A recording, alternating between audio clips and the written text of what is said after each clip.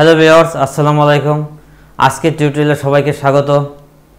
আজ আমরা সি প্রোগ্রামিংয়ের দুইটি বিষয় নিয়ে আলোচনা করব, যে দুইটি বিষয়ের উপর আমি সংজ্ঞা এবং কিছু উদাহরণ লিখে রেখেছি। দুইটা বিষয় হলো হেডার ফাইল এবং লাইব্রেরি ফাংশন। হেডার ফাইল কাকে বলে?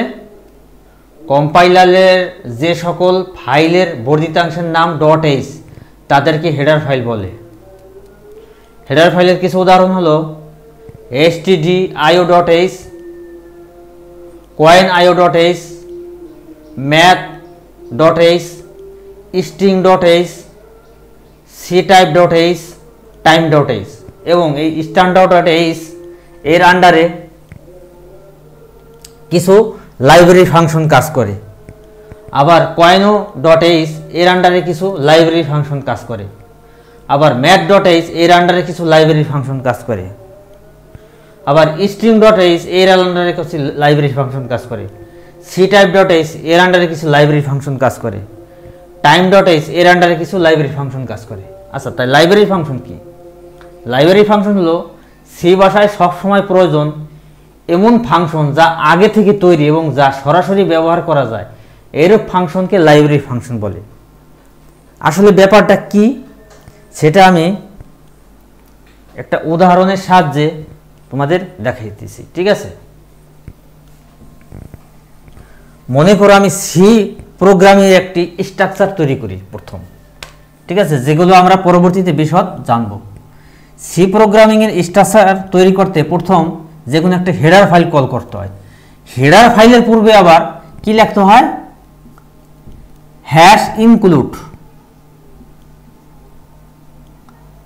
#include stdio.h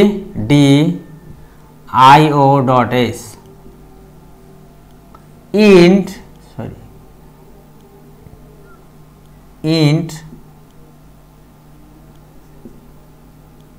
main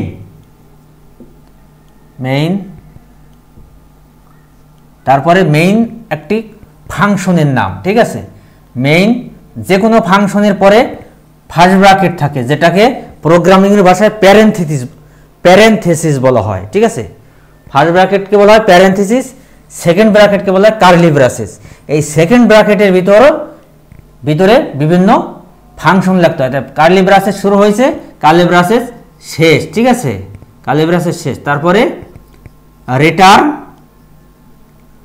0 শেষ। আচ্ছা, এখন এই স্ট্যান্ডার্ড std মানে স্ট্যান্ডার্ড, io মানে ইনপুট আউটপুট, .h মানে h মানে হেডার, এটার সংক্ষিপ্ত রূপ। স্ট্যান্ডার্ড ইনপুট আউটপুট হেডার, এই হেডার ফাইলটা আমি যুক্ত করে একটি স্ট্রাকচার তৈরি করেছি, ঠিক আছে? এখন এই হেডার ফাইলের আন্ডারে কি কি লাইব্রেরি ফাংশন কাজ করে? printf, scanf, ঠিক আছে? এই দুটো খুবই জনপ্রিয়, আমরা প্রচুর কাজ করব এই দুইটা ফাংশন নিয়ে, ঠিক আছে? জনপ্রিয় ফাংশন। তারপরে কিছু ফাংশন আছে এগুলো লাগে। এখন এই যে স্ট্রাকচার, এর ভিতরে আমি যদি কোনো কিছু প্রিন্ট করাইতে চাই বা আউটপুট পেতে চাই, যেরকম আমি আউটপুট পেতে চাই কি প্রিন্ট, যদি আমি চাই আউটপুট, তো অবশ্যই যে কোনো ফাংশন থেকে আমরা কিছু আউটপুট পেতে চাই, তাই না? তা না হলে তো ফাংশন আমরা কেন তৈরি করব? বাংলাদেশ,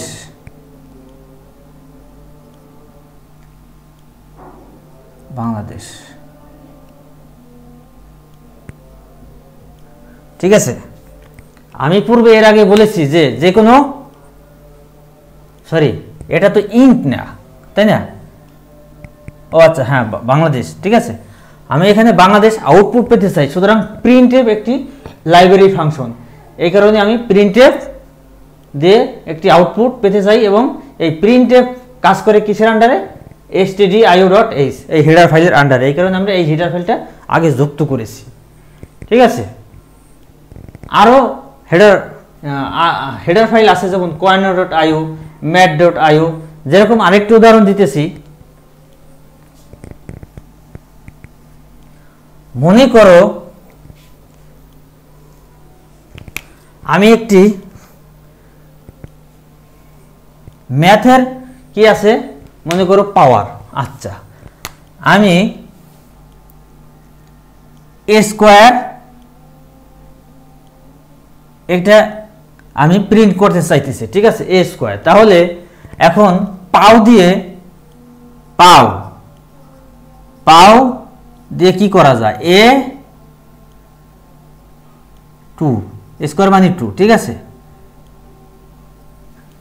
পাও এ তারপরে 2 অর্থাৎ এর পাওয়ার 2। এখন এই লাইব্রেরি ফাংশনটা এখন কাজ করবে না, কারণ আমি এই লাইব্রেরি ফাংশনটা কাজ করার জন্য যে হেডার ফাইল দরকার সেই হেডার ফাইলটা আমি কল করি নাই, তাই না? তাই এই লাইব্রেরিটা কাজ করার জন্য আমাদের কি লাগবে, mat.h এই হেডার ফাইলটি লাগবে।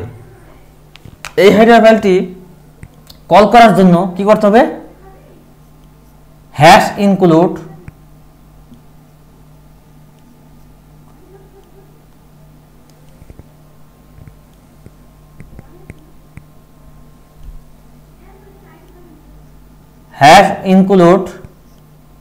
math.h এই হেডার ফাইলটা কল করে দিলে তখন কি হবে, আমার এই ফাংশনটা কাজ করবে, কারণ এই পাও লাইব্রেরি ফাংশনটি আমার mat.h এই ফাংশন হেডার ফাইলের ভিতর কাজ করে, তাছাড়া কাজ করবে না, ঠিক আছে। আবার যদি আমরা মনে করি যে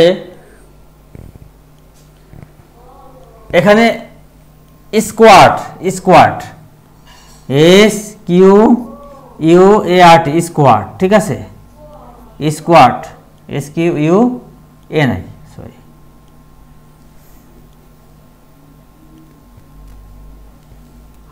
স্কোয়াড। এই স্কোয়াড মানে কোনো কিছুর স্কোয়ার মান বের করা, স্কোয়ার।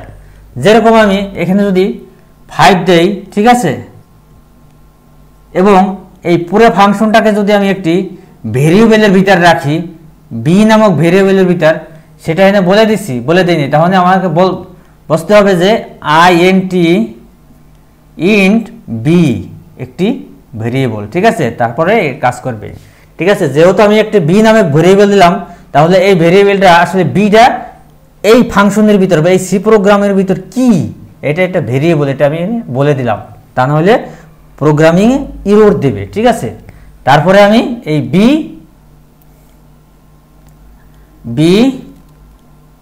ঠিক আছে, এখানে দিই, এটা তাতে হয়ে যাবে। এখন আমি যদি প্রিন্ট করি প্রিন্ট এফ, ঠিক আছে, %d b,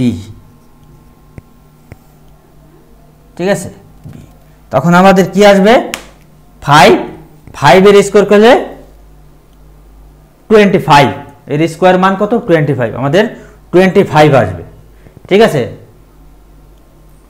কারণ এখানে স্কোয়াড হলো কি, mat.h এই হেডার ফাইলের একটি লাইব্রেরি ফাংশন, যেহেতু এই হেডার ফাইলটি আমাদের এখানে কল করা আছে, সুতরাং এখন আমরা এই ফাংশনটি লাইব্রেরি ফাংশনটি ব্যবহার করতে পারবো। যদি কল করা না থাকতো তাহলে কিন্তু এই পাও এবং ম্যাট স্কোয়াড এই দুইটা লাইব্রেরি ফাংশন কাজ করতো না, ঠিক আছে। সুতরাং আমাদের এই হেডার ফাইলগুলো খুবই ভালোভাবে জানতে হবে, ঠিক আছে। আবার কি আছে দেখো, ctype.h is upper is lower, তার মানে ইজ আপার মানে যে বড় হাতের অক্ষর, যদি বড় হাতের অক্ষর হয়, ঠিক আছে, ইজ লোয়ার যদি ছোট হাতের অক্ষর হয় তাহলে কি হবে, এই যে বিষয়গুলো। আবার time.h, হ্যাঁ, time.h এই হেডার ফাইলের ভিতর কি আছে, টাইম ডিফ টাইম, ক্লক, অর্থাৎ কোনো টাইম প্রদর্শনের জন্য আমাদের অনেক সময় প্রোগ্রামিংয়ের ভিতর আমাদের কোনো টাইম দরকার হতে পারে। আবার ক্লক টাইম মানে কি, ডেট, এটা হলো ডেট, ঠিক আছে, ডেট। আবার ক্লক কোনো নির্দিষ্ট সময়ের জন্য আমাদের সময়ের জন্য ক্লক এই লাইব্রেরি ফাংশনটি ইউজ করতে হবে, ঠিক আছে, আমাদের যদি কোনো টাইমের দরকার হয়।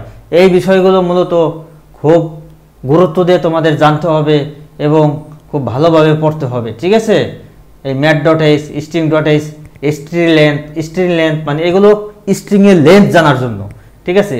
তারপরে স্ট্রেট, স্ট্রেম, ঠিক আছে, অনেক বিষয় আছে, এগুলো তোমাদের ডিটেলস জানতে হবে, বিশেষ করে এমসিকিউ এবং সিকিউর জন্য।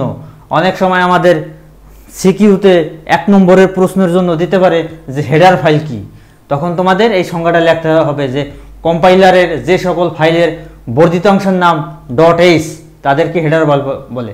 এই প্রত্যেকটা .h কিন্তু আছে, ঠিক আছে, .h মানে হেডার, .h, সুতরাং এগুলো হেডার ফাইল। এবং কোন হেডার ফাইলের আন্ডারে কোন লাইব্রেরি ফাংশনগুলো কাজ করে এগুলো তোমাদের খুব গুরুত্ব দিয়ে দেখতে হবে, বিশেষ করে এমসিকিউর জন্য। এমসিকিউতে এই বিষয়গুলো থাকে, ঠিক আছে, যে স্ট্যান্ডার্ড, এই standard.io এই ফাইলে প্রত্যেকটা স্ট্রাকচার অবশ্যই লাগবে, কারণ প্রিন্টএফ ছাড়া তো আমরা কোনো ফাংশন, কোনো ভ্যালু নাই ফাংশনের, কারণ কোনো কিছু অবশ্যই আমাদের প্রিন্ট করাইতে হবে। কোনো আউটপুট আমরা পেতে চাই যে কোনো ফাংশন থেকে, ওই আউটপুট পেতে চাইলে অবশ্যই আমাদের প্রিন্টএফ এই লাইব্রেরি ফাংশনটি লাগবে। আবার স্ক্যানএফ আছে ইউজারের কাছ থেকে কোনো ইনপুট নেওয়ার জন্য, ঠিক আছে, স্ক্যানএফ ব্যবহার হয়। এই বিষয়গুলো আমরা বিস্তারিত জানবো যখন আমরা সি প্রোগ্রামিং করব, ঠিক আছে। সি প্রোগ্রামিং যখন করব তখন এই বিষয়গুলো আমাদের আরও খুব ভালোভাবে ক্লিয়ার হয়ে যাবে, কনসেপ্ট ক্লিয়ার হয়ে যাবে।